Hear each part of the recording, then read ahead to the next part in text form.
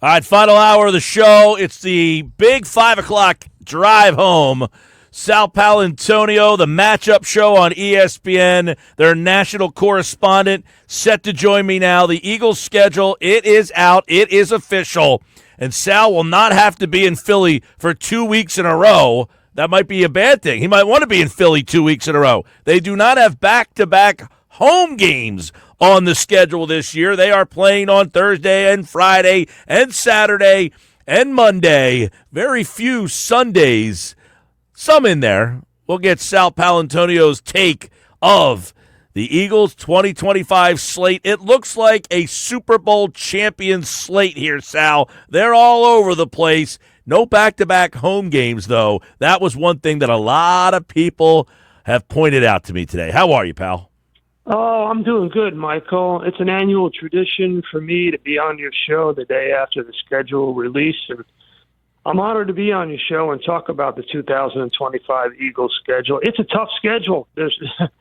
We have to be honest about that. It is definitely tough, and they got no love whatsoever from the NFL schedule makers. I think the no back-to-back home games is absurd. You're the Super Bowl champ. I'm going to just say it. You're the Super Bowl champs, Mike.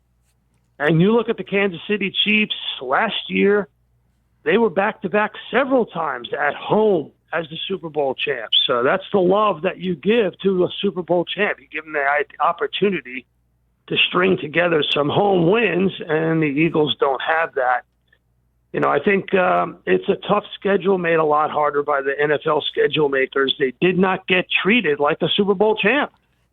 Kansas City got 3 straight home games at one point, and then late in the year they have a couple of games back-to-back there. So Kansas City got treated like a Super Bowl champ, even though they're the runners-up. And we're going to see Philly and Kansas City early. We'll dive into that and the schedule in just a couple of seconds. The only other quirk that I saw in the schedule is the opener. They're playing the Dallas Cowboys. They haven't done that since the Pickle Juice game, and we'll talk a little bit about that game in itself, the game this year, but Sal, I was talking about when I saw the schedule in Dallas being that first game and that pickle juice game, it really kicked off the era of Eagles football as we now know it. I mean, almost 25 years to the day they will play that game. September 3rd, 2000, they win that game 41-14, and an era of Eagles football was born.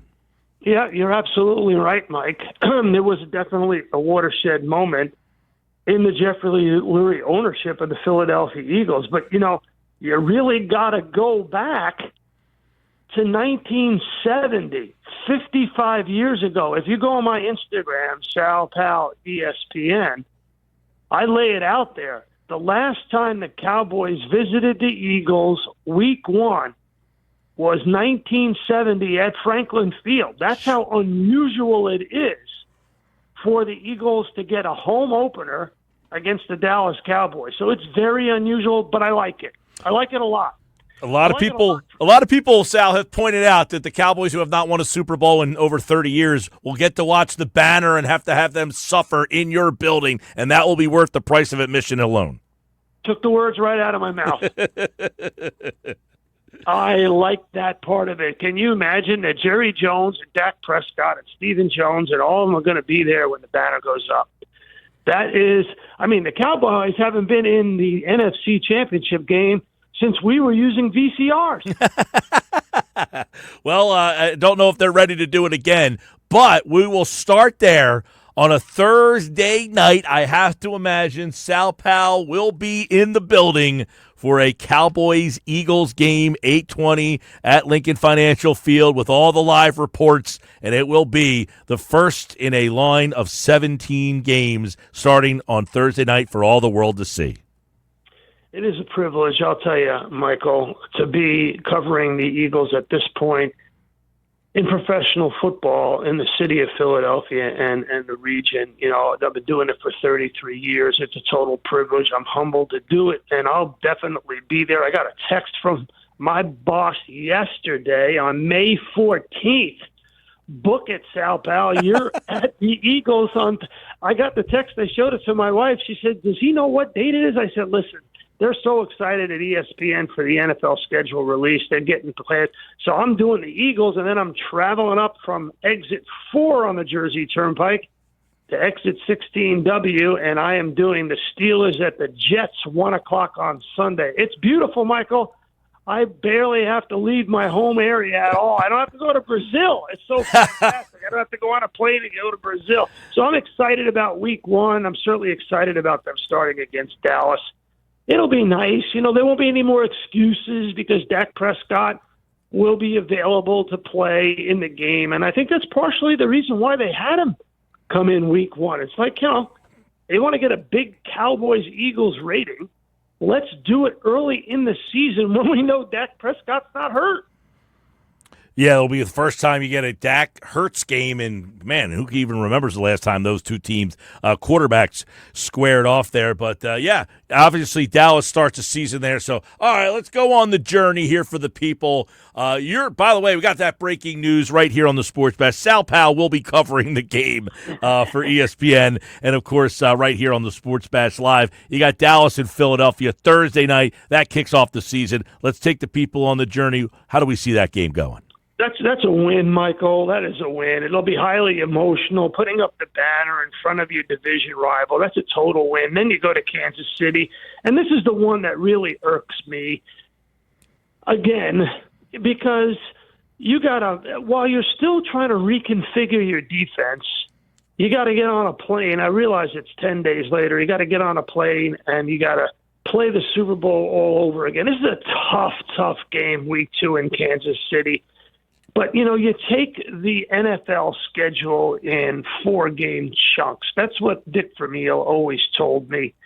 So I think the Eagles, last year the Eagles started 2-2 after 4 games. I got them starting 3-1. I think they lose to Kansas City. They beat the Rams, and this time they go down and they beat the Bucks on September 28th. And so they're 3-1. And they will still have the messaging that was held over from the loss last year in Tampa that Nick Sirianni delivered to his team, which is embrace the adversity because this is a schedule full of adversity. The Broncos are a hot team. They'll come into the league. The Eagles will beat them.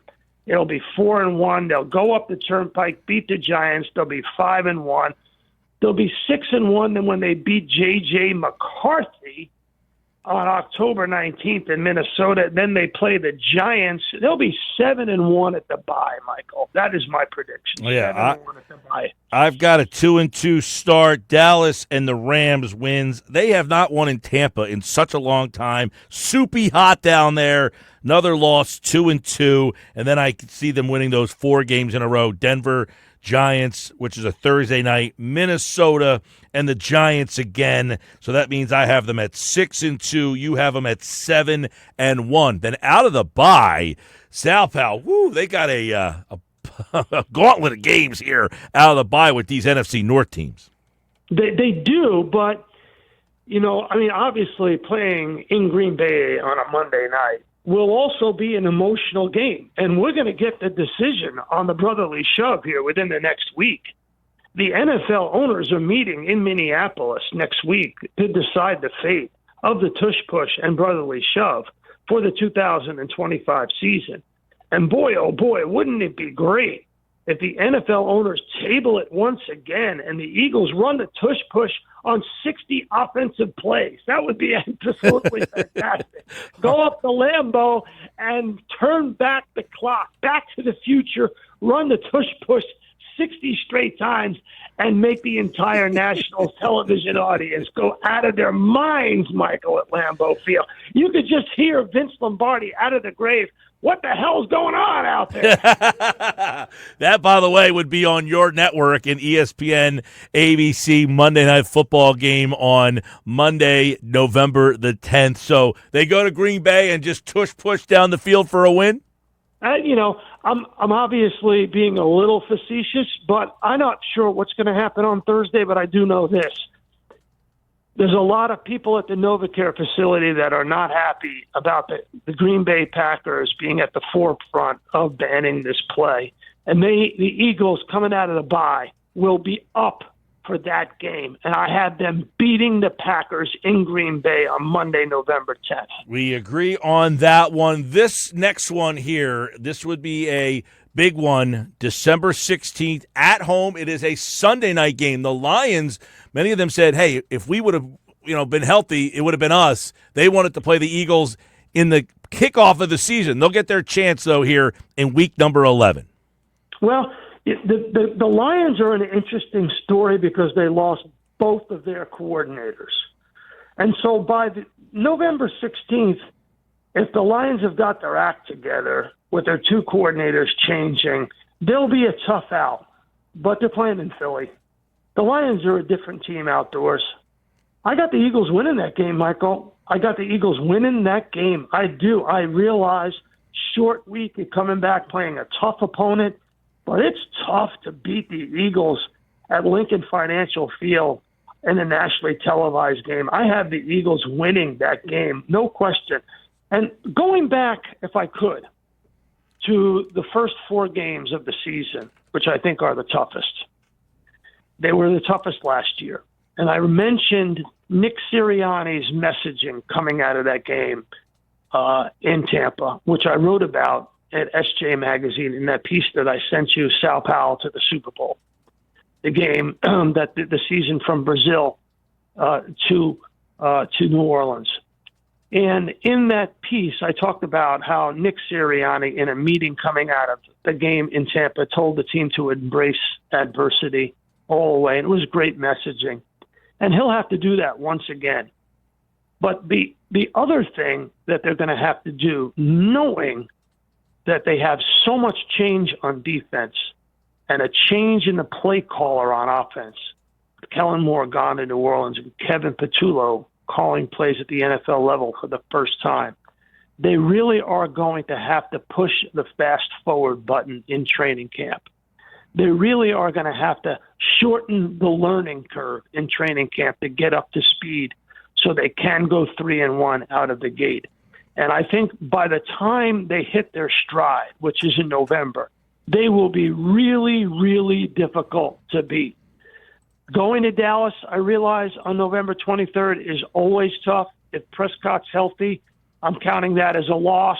But then I've got them going, beating Chicago, beating the Chargers. They always play well in L.A., always. Yep. And the Eagles fans travel to L.A. That's a Monday night game. That'll be a showcase for Eagles Nation on Monday Night Football in Los Angeles at SoFi Stadium. I have them beating Las Vegas, and then I have them beating Washington, and then who knows what's going to go on for the rest of the season. I think this team has the chance to, even with this tough schedule, and no love from the NFL schedule makers, I think this team's got 12 or 13 wins in this schedule. I do. Yeah, you and I are pretty much in the same there. I got the loss in Dallas as well. Bears, I think, is going to be pesky this year, much better than they've been. That division is going to be wild there. What about that Caleb Williams book stuff that's coming out is pretty wild about the state of that Bears franchise. The Chargers, I agree.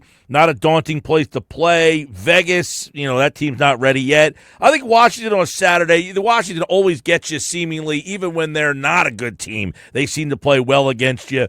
The Buffalo, Washington, I said this before, I don't know that it's ever happened, that you play the teams that were the runner-up for the conference 3 straight weeks. I mean, if those games do matter, that is a daunting possibility. But I think by the end of the year, Buffalo has the division wrapped up. Now, they might have the 1 seed still in play, so that game might come into play. But I think, late in the year, I think you get Washington once, they get you once. The Buffalo game's a wild card. I got about 4 losses, possibly 5.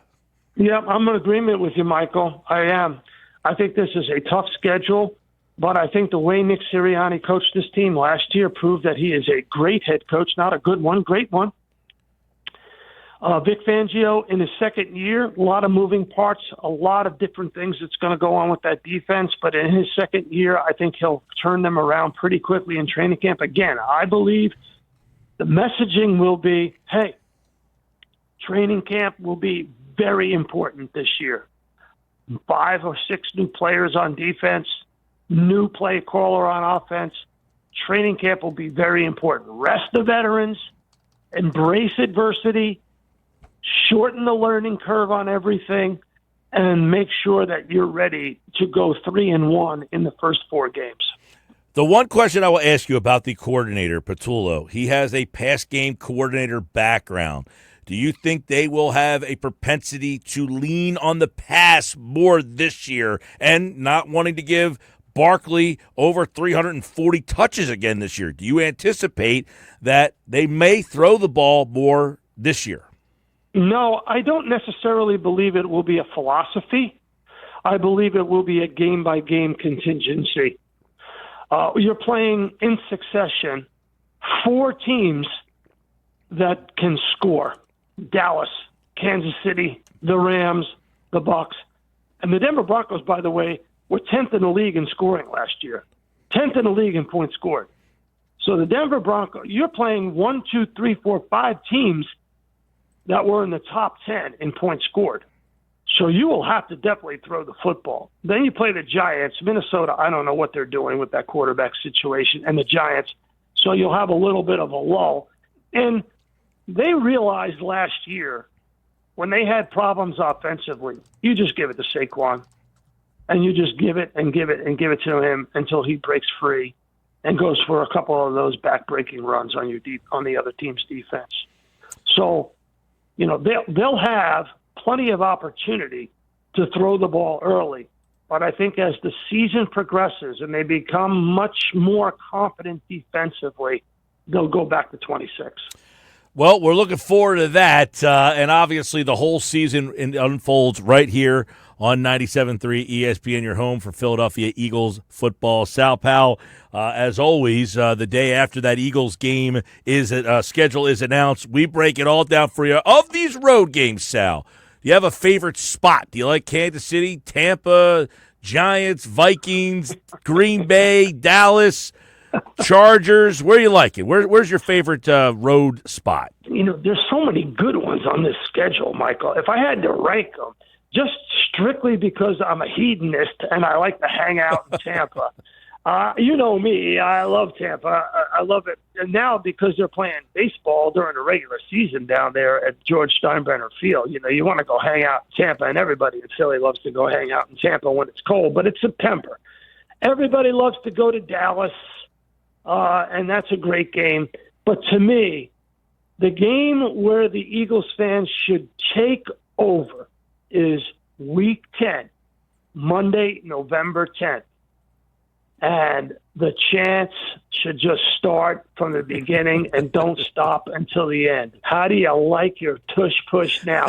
Whatever it's going to be, that is it. The comeuppance will be live and on national television, brought to you by ESPN. Good stuff. I've never been to Lambeau. I rank that as. You gotta go, Michael. It's great. It's like going to Yankee Stadium, only better. They play football there. Yeah, I know. I got to get out there. I rank that as my number 1 road trip for this season. SoFi, I'll probably be out there in the Super Bowl in a couple of years, so I'll wait till that. But I got to go to Lambeau and check that out one time. All right, there you go. 4 losses, 5 losses, depending on what happens late in the year. That's our breakdown of the Eagles' 2025 schedule. Sal Paolantonio, of course, the matchup show, and at the national correspondent, ESPN, right here on the Sports Bash. All right, we'll talk to you soon, man. Okay, thanks to Johnny G and the Griner team at Ocean City, New Jersey, at Berger Realty for supporting this fine program, and I'll see you down there on the boardwalk in Ocean City this summer, Michael. All right, we'll see you soon. Sal Paolantonio, ESPN national correspondent, right now on the Sports Bash Live on 97.3 ESPN.